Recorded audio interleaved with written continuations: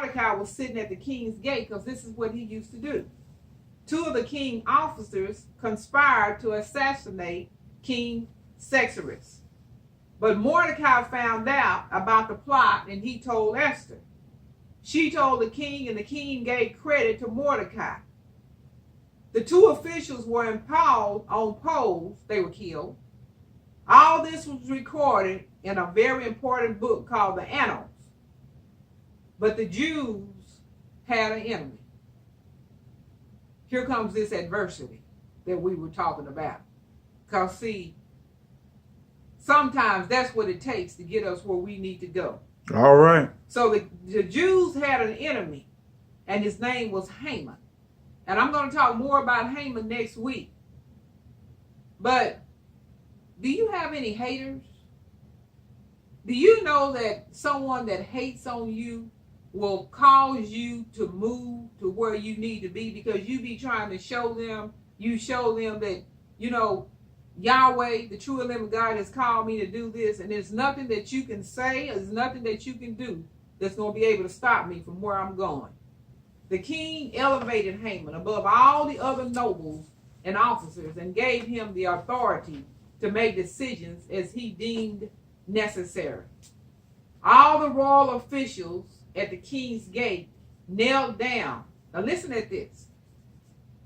The king elevated Haman, and all the royal officials at the king's gate, they knelt down on their knees and paid honor to Haman, for the king had commanded this concerning Haman. But Mordecai, he would not kneel down and pay him honor. Remember, he was the seed of Abraham, and he believed in the commandment that says, and I believe in that commandment, that we should not bow down to no other God but the true and the living God, Yahweh, the God of Abraham, Isaac, and Jacob. So the king was trying to put Haman, and Haman was trying to put himself in a place of being a god. But Mordecai, remember where he came from. He came from one of the 12 tribes, the tribe of Benjamin. He was a descendant. When Haman saw that Mordecai would not kneel down or pay him honor, he was enraged. But that's okay, because I would rather please the true and living God, and I'm gonna please the true and living God before I please a man any day. Yes. So Haman looked forward to a way to destroy all Mordecai and his people, yes, the Jews, throughout the whole kingdom of Xerxes. And so we have to be very careful about who we come up against. Yes. Because if you remember, I said a little while back that these are seeds of Abraham. Yes. And Yahweh told Abraham, he said, I will bless those who bless you. Yes. And I will curse those who curse you. All right. And then Haman said to King Xerxes, he said, there is a certain people. Remember, he had been promoted. So he felt like he had it like that. He could just go to the king and tell him different things. So he told the king, he said, there is a certain people who keep themselves separate. Yes. Their customs are different from those of all the other people. And they do not obey the king's laws. It is not in the king's best interest to tolerate them. And the king thought, oh, so who is it that's not obeying me? Who is it not obeying our laws? So the king said, do with these people as you please. But what Haman didn't tell him was who these people were. Yes. So dispatches were sent by couriers to destroy, kill, and annihilate all the Jews, young and old, women and children, yes, and to plunder their goods. The official order was to be issued as law to the people of every nationality. Did you hear what I said? They put it in place as a law. Now, when something is a law, that means that I have to do this. Right. Or I'm breaking the law. Right. And it was sent out to every nationality so that they would be ready for that day. Can you imagine how terrified the Jews are going to be? When Mordecai learned of all that had been done, he tore his clothes. He put on sackcloth and ashes. Yes. There was great mourning among the Jews. With what? Fasting. With fasting. Yes. Why did they fast? Because they needed to hear from Yahweh. They needed an answer. They needed some action. They needed for Yahweh to move in their behalf. All right. And it says that there was fasting, there was weeping and wailing. Yes. Many lay in sackcloth and ashes. So I'm going to tell you today, I don't know what you're going through.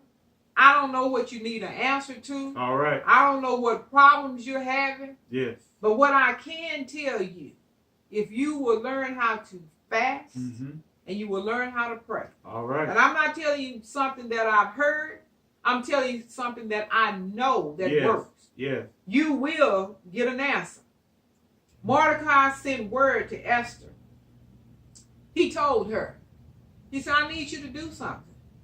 He said, I need you to go into the king's presence, and I need for you to beg for mercy. I need for you to plead with him for our people. Yes. Esther was afraid to go before the king without being summoned. Because the law, and remember this was a law, because the law was, if he did not extend the gold scepter, she could be put to death. Right. And Esther, even though they were saying that she had favor, she didn't think. Now listen to what I'm saying. She didn't think, because we always see ourselves lesser than what people see us. Right. She didn't think that she had it like that. But I like what Mordecai said. And this brings me to my key verse. He says, do you think just because you in the king's house, you alone, all the Jews will escape? Somebody gonna find out you a Jew. All right. I know that he's made you queen, but somebody's gonna find out you a Jew. And he was probably thinking, and if they find out you a Jew and they kill you, when the king asks them, why did you kill her? They'll say, because it was a law for us to annihilate the Jews. Wow. He says, for if you remain silent at this time. So who is it that I'm talking to today? That you have come to the position that you are in for such a time as this. But you are looking at your weaknesses. Yes. What you look at to be weak, you're looking at the way you look, how you feel about yourself, what people are saying about you. Yeah. But you got the true and living God that's telling you to step up. They're telling you to move. He's telling you that he wants you to do this. He's telling you that he wants you to do that. He's trying to get you to get in position. And it's a lot of people depending on you, but you are keeping silent. He says, for if you remain silent at this time, relief and deliverance for the Jews will arise from another place. Yes. And basically what he was saying, he said, now see, the God that I serve, I don't know about you. He said, but the one that I know. Yes. I know that I know that I know that I know that he is going to save us. He is going to get us out of this situation that we're in. And if you don't move, and if you don't do something, help is going to come from somewhere. I don't know where it's coming from, but it's coming from another place. But you and your father's family will perish, he said. And who knows? Who knows that you have been made manager at the company that you're at Right. for such a time as this? Who knows that you have been promoted at your company for such a time as this? Who knows?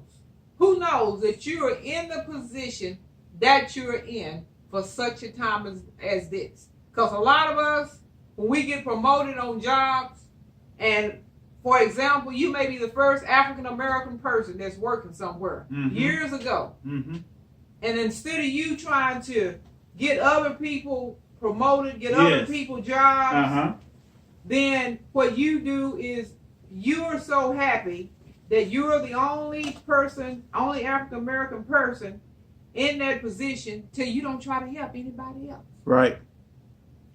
Who knows that he put you in that position so that you could bring other African American people in? You might be the first woman that's in a position. Who knows that he put you there so that you could help other women to come in? Right. You might be the first doctor in a place. Who knows that he put you there? He gave you that position so that you could try to help other people that's under you, all right, that was in the same position that you were in, get to where they need to be. Who is it that you are stopping from becoming who Yahweh wants them to be? Because you won't get in position and you won't move to where you need to be. So he says, who knows, but that you have come to your royal position for such a time as this. So what position are you in today?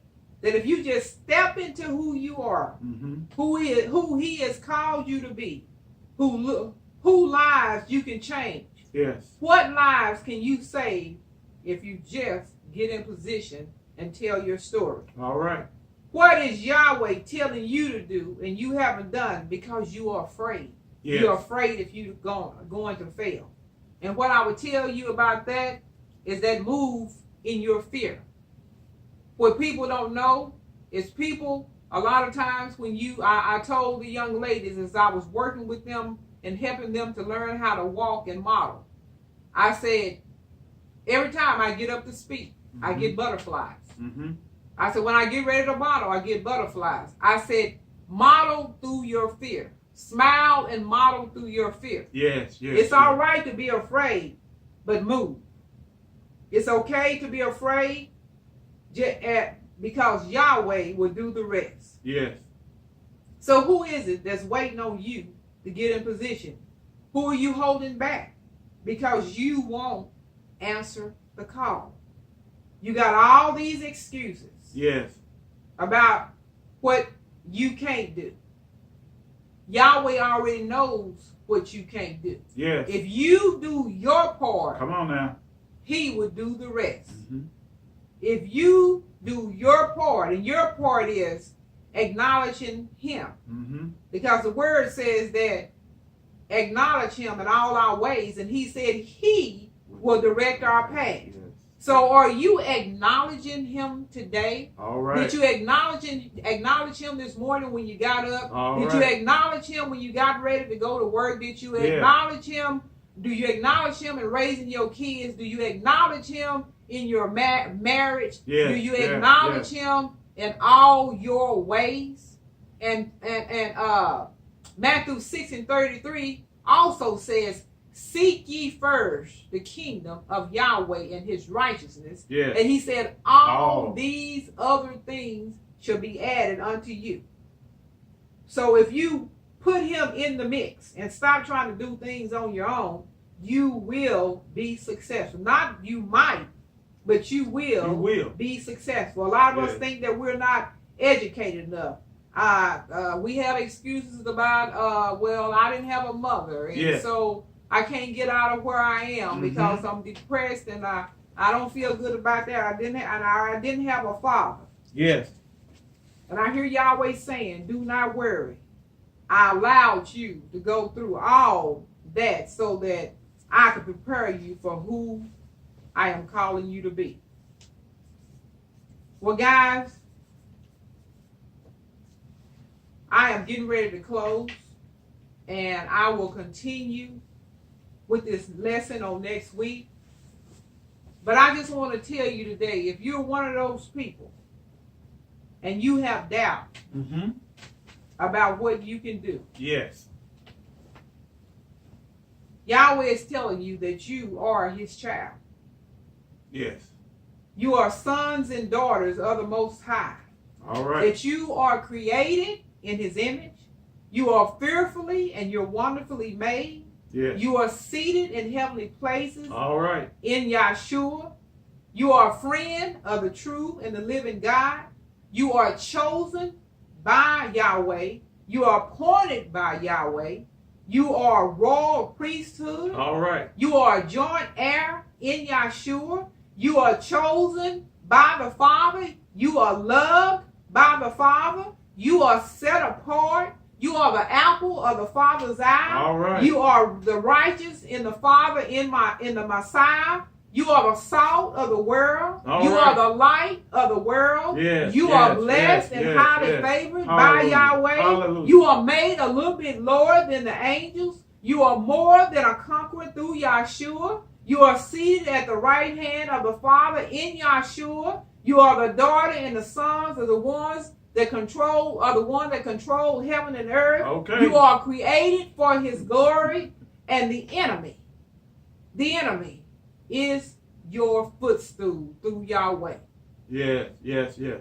I want you to be encouraged, and I want you to ponder, and I want you to ask yourself until we see you next week, are you in the position that you're in for such a time as this? Who is it that you are holding up because you won't get in position and be who you need to be? There's only so many people that I can reach. Yes. And there's only so many people that Marcus can reach. Oh, yes. Who is it that's waiting on you to step into the position that you're supposed to be in so that they can come into who they are supposed to be in? All right. You have been listening at Biblical Truths and People Today. You all be blessed. Have a wonderful week, and we will talk to you all soon.